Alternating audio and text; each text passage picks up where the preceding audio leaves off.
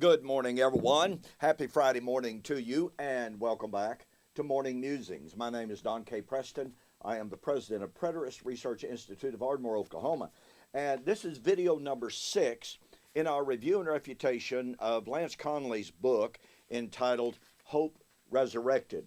We are in chapter 7, examining his claims about the time statements of Scripture, beginning page 71.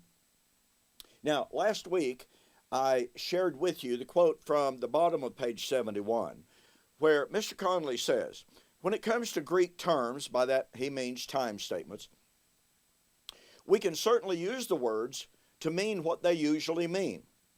However, when one gets into apocalyptic language and eschatological, he means eschatology. I don't want to be unkind here, but the book on literally every page has major grammatical problems. Now, I want to tell you, of editing of books, there is no end. No matter how hard you try, you're going to have gaffes, you're going to have grammatical errors. But I can tell you that you will seldom find a book in which every single page that I've read so far has glaring grammatical errors and mistakes in it that honestly make the book difficult to read. And let me say this. I've had different people contact me and tell me, I can't even read this book. Did he not even proofread it? It's so poorly written grammatically. There are typographical errors everywhere. And again, it's easy, all right? It's really easy to have grammatical and typographical errors, but you would think that in a book this size, that's supposedly so important, that it would undergo some very rigorous proofreading. But he and his proofreaders really dropped the ball in this book. Now, that's all I have to say about it. But if you have the book, you're going to see exactly what I mean. This is a classic example of it. When he says, when one gets into apocalyptic language and eschatological in general, and it should be, obviously, and eschatology in general. Anyway, time can most definitely be on a whole different perspective with it, which is a difficult sentence to read. Time statements in the Bible are always the hardest to talk on, but one needs to understand that when the terms used involve eschatological matters, time is not the same as it would be if you and I were talking in regular speech.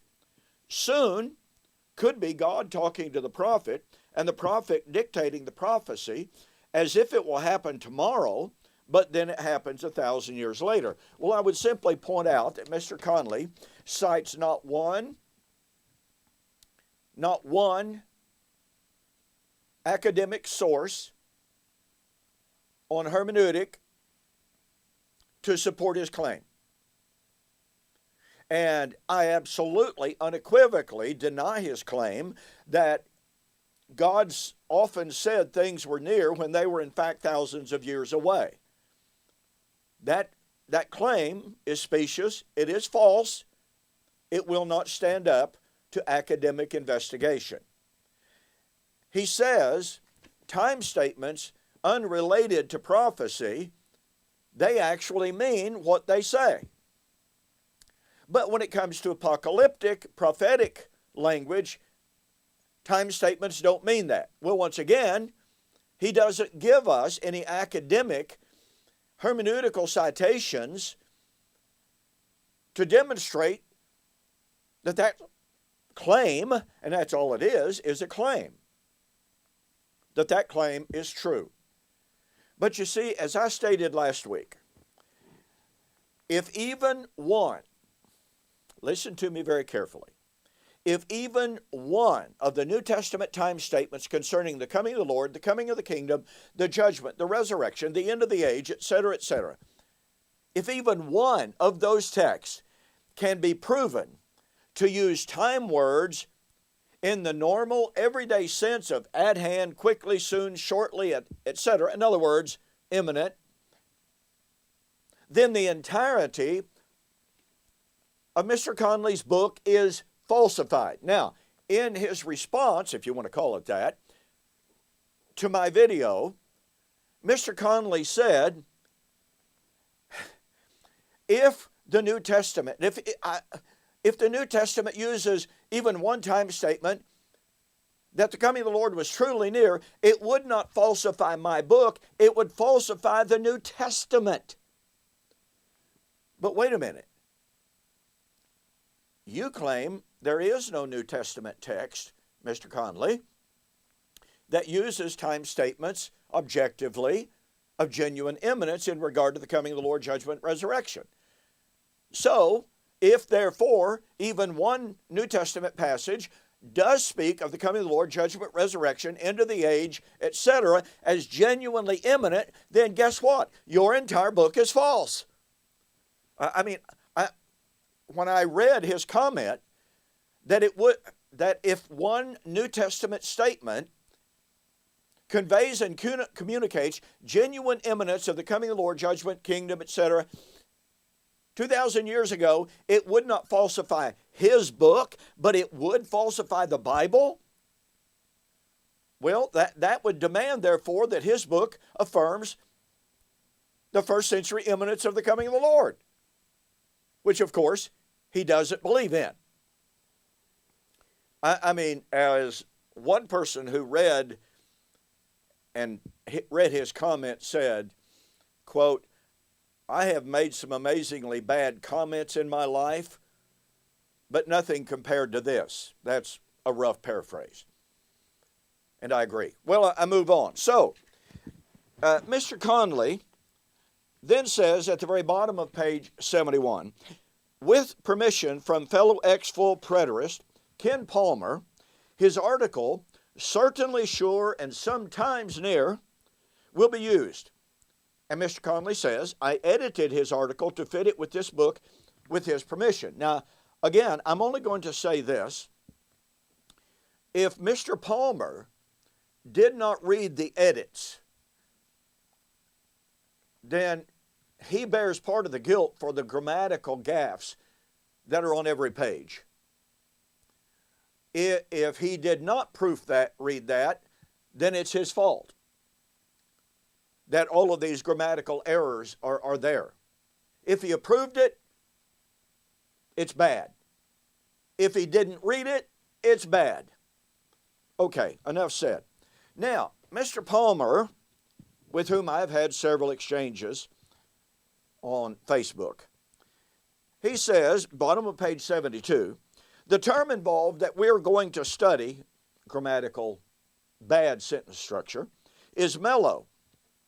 Its conjugations and its use in various themes throughout the Old Testament and the New. Mellow is often cited within some fractured views, such as full and hyperpreterism, as a time indicator, when in reality it is in fact almost always intending a surety or a certainty, as we will see.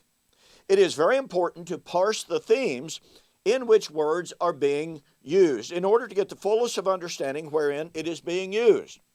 It is also very important to be able to discern that which is earthly and that which is heavenly when interpreting the Word of God. He's basically reiterating Mr. Conley's claim that time words in regard to prophecy don't mean anything. Okay. It is an exegetical fallacy to intrude on text where it may indicate time or nearness of time, and on the other hand doesn't, and place that in interpretation onto the places where it not.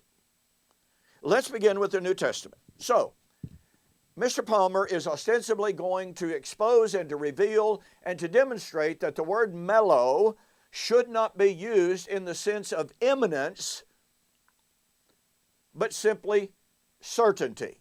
Now, I will not take the time to go through every single passage that is listed by Mr. Palmer and Mr. Conley. There's no sense in doing so. I will pick out some of the passages that represent some of the absolutely glaring and fatal omissions, oversights, and logical fallacies. For instance, Matthew chapter 2 and verse 13, Herod will seek the child's life. This obviously is the story of Jesus' birth. Herod inquired where Jesus was to be found because he wanted to kill him. And the angel told Mary and Joseph, Herod will seek. Well, Mr. Palmer says, obviously, with Mr. Conley's agreement, it is surely denoting certainty as opposed to definite period of time, in that Herod at this time will seek the young Jesus. There is an imminency. Now, he uses the word immanency, not imminence. It's really unclear what he actually means here. Imminency, using a instead of I, indicates prominence. Imminency in regard to time means nearness. The sentence structure here, the context doesn't tell you what Mr. Palmer and Mr. Conley actually mean. When they say, Herod will seek the child's life, there's an imminency here. Well, do they mean time or prominence? I can tell you this. When he says there an imminency being described here, however, the verb seek gives the indication that without a doubt, Herod will seek Jesus' life and will succeed if the family doesn't flee. I have to tell you, ladies and gentlemen, this is surely one of the weakest arguments that you're going to find. We're being told that Herod will seek the child's life, doesn't indicate when. Well, was that seeking the child's life going to happen within Herod's lifetime? Was it something that was going to be projected 2,000 years into the future? Is Herod still alive seeking Jesus' life? I know that sounds ridiculous, and it is. Was Herod just about to seek Jesus' life, or was it simply he would really, really certainly like to kill Jesus? Well, of course that's true. Certainty and imminence are bound up together in the text. You cannot divorce them. And thus, to try to use Matthew chapter 2 and verse 13 as an argument against mello, meaning imminent, falls on its face and destroys itself. As the old saying goes, it impales itself on its own sword. Next passage, Matthew 3:7, Luke 3:7. Both appear thematically to be describing, now listen to this very carefully, an outcome that is on the temporal horizon, as in the wrath of God, which would result in the extermination of the Aaronic priesthood and national theocracy. John the Baptist indeed describes that the kingdom is at hand. Matthew 3:2 and Matthew 3:10 is a certain warning that is a result of their disobedience and countenance. According to John, the Spirit crying out in the wilderness in failure to heed even the coming Messiah of that resulting outcome for their sin. Luke 11:15.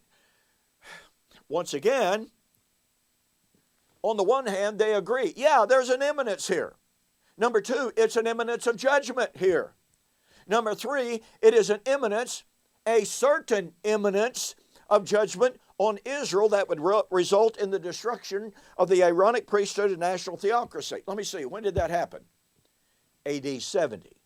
Here is therefore a passage adduced by Mr. Palmer and Mr. Conley, who reject imminence in mello, and yet they admit that Matthew chapter 3, which uses imminence, speaks of AD 70.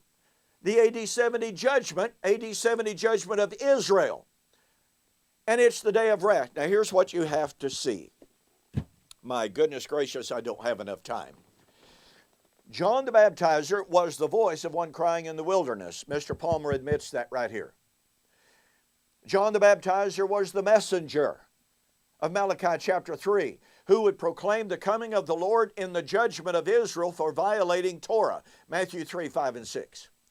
John the Baptizer was Elijah of Malachi chapter 4, verse 5 and 6, who would proclaim the coming of the great and the terrible day of the Lord. Now, the voice would herald the coming of the Lord, prepare you the way of the Lord, in judgment. Isaiah chapter 40, 10 to 12. John, as the messenger, would proclaim the coming of the Lord. Behold, the Lord comes suddenly to his temple. The word coming there is from the Hebrew word bao, and according to the Hebrew scholars, means the Lord's coming in judgment. And in verse 5 and 6, behold, I will be a swift witness against you. I will come against you in judgment. So the messenger would proclaim the coming of the Lord in judgment. He is Elijah, John was, to proclaim the coming of the great and the terrible day of the Lord. So, John, whom Conley and Palmer admit, proclaimed the coming day of wrath in AD 70.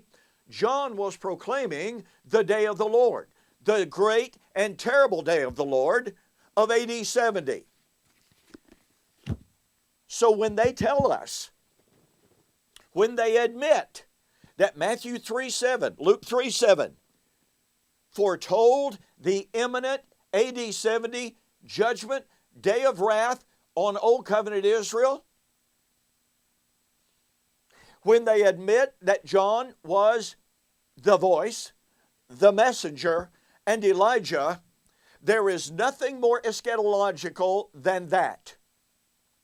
And it means that here, in passages that they admit indicate imminence, we have the language of imminence foretelling the day of the Lord.